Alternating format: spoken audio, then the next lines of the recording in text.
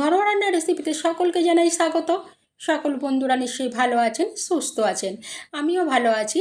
আজ আমি একটা হেলদি খিচুড়ির রেসিপি নিয়ে চলে এসেছি। উপবাসের দিনে খুব ভালো একটা খাবার। এখানে আমি 200 গ্রাম মুগের ডাল নিয়েছি।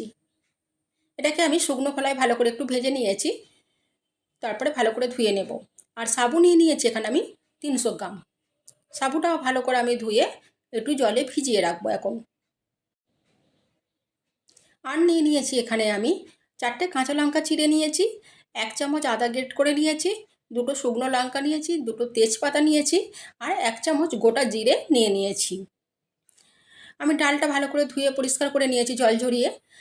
আর নিয়ে নিয়েছি এখানে সাবুটা ধুয়ে পরিষ্কার করে একটু জলে ভিজিয়ে রেখেছি আমি এখন।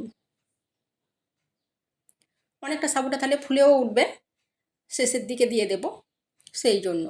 কড়া বসিয়ে দিয়েছি, গরম হয়ে গেছে। দিয়ে দিচ্ছি এখানে আমি সর্ষের তেল দিয়ে দিচ্ছি। রান্নাটা আমি সর্ষের তেলেই করব। সর্ষের তেল দিয়ে দিয়েছি আমি এখানে 3 চামচের মতো সর্ষের তেল দিয়েছি। আর 2টো শুকনো লঙ্কাকে 4 টুকরো করে দিয়ে দিলাম। 2টো তেজপাতা দিয়ে দিলাম, দিয়ে একটু ফোড়নটা ভেজে নিচ্ছি।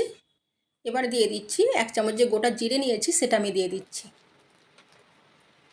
বেশ সুন্দর একটা গন্ধ উঠে গেছে, ভাজা হয়ে গেছে। আর 1 চামচ যে আদাটা গ্রেট করে রেখেছিলাম এই সময় দিয়ে দিলাম।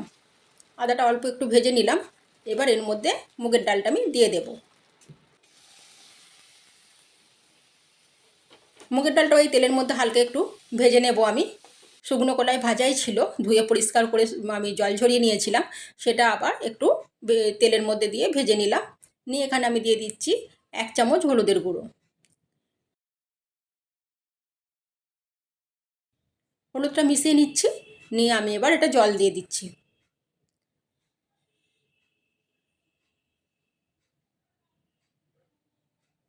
আরও একটু জল দেব।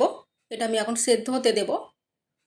আপনারা আগে ডালটা প্রেসারেও সিটি মেরে নিতে পারেন। প্রেসারে সিটি মারার দরকার নেই, কড়াতেই হয়ে যাবে। তাই আমি এটা জল দিয়ে এবার একটু আমি সেদ্ধ করে নেব।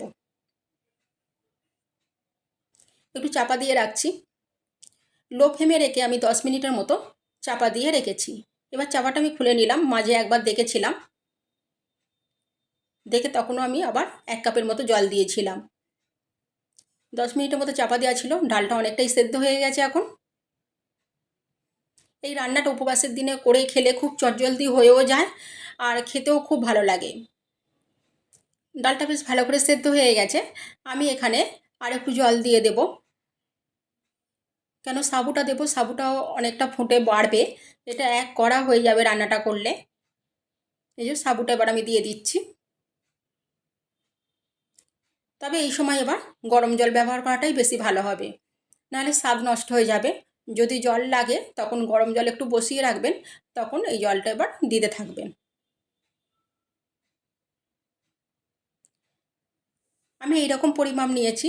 আপনারা যে খিচুড়ি করেন যখন চাল ডাল দিয়ে যে মাপ নেন, তার থেকেও অল্প একটু কম নেবেন, কারণ এটা অনেকটা বাড়ে। মুগের ডালটাও বাড়ে আর সাবুটাও অনেকটাই বাড়ে। তবে সাবু দেবার পর কিন্তু বারবার নাড়তে হবে, এইভাবে নাড়াচাড়া করতে হবে, নাহলে কিন্তু মানে দলা পাকিয়ে যাবে, মানে ডেলা ডেলা হয়ে যাবে। তো এইভাবে গরম জল দিতে থাকবেন যদি লাগে, আর ভালো করে এরমভাবে মিশিয়ে নেবেন। লো টু মিডিয়াম ফ্লেমে রেখে রান্নাটা এই সময় করে নেবেন। হাই ফ্লেম দিলে এটা যখন ফুটবে ছিটকে হাতের পড়তে পারে, এটাও খুবই মানে একটু ছেটকায় ফুটলে। তো তখন লো ফ্লেমে দিয়ে এইভাবে নাড়তে হবে। আমি 4টে কাঁচা লঙ্কা চিড়ে যে রেখেছিলাম সেগুলো দিয়ে দিলাম ওপর থেকে। আমি কোনো গুঁড়ো লঙ্কা ব্যবহার করবো না, শুধু হলুদ গুঁড়ো ব্যবহার করেছি। এবার আমি এর মধ্যে দিয়ে দেবো লবণ, দিয়ে দেবো পরিমাণ মতো। আমি লবণ দিয়ে দিলাম, দিয়ে ভালো করে মিশিয়ে নেব।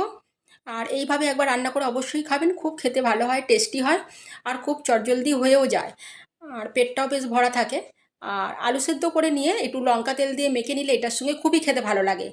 আর আপনারা যদি কোনো ভাজার সাথেও খেতে চান খেতে পারেন, তবে কোনো কিছু ভাজা না হলেও শুধু আলু সেদ্ধ দিয়ে খুবই ভালো লাগে। আলু সেদ্ধটা বেশ একটু লঙ্কা তেল দিয়ে ভালো করে মেখে নিতে হবে। আর দিয়ে দিচ্ছি 1 চামচ জিরে গুঁড়ো। শেষের দিকে আমি ভাজা জিরের গুঁড়ো 1 চামচ দিয়ে দিলাম। এই জিরে গুঁড়োটা দিলে টেস্টটা খুবই সুন্দর হয়। কোনো বাটাবাটির ঝামেলা ছাড়াই রান্নাটা খুবই তাড়াতাড়ি হয়ে যায়, কোনো কিছুই লাগে না সেইভাবে, অথচ খেতে খুবই টেস্টি হয়। এই রকম রাখতে হবে, খুব ঘন হবে না, তাহলে কিন্তু একদম বসে যাবে। ঠিক এইভাবেই থাকবে। রান্নাটা হয়েই এসছে, এবার গ্যাসটা অফ করে দেবো আমি।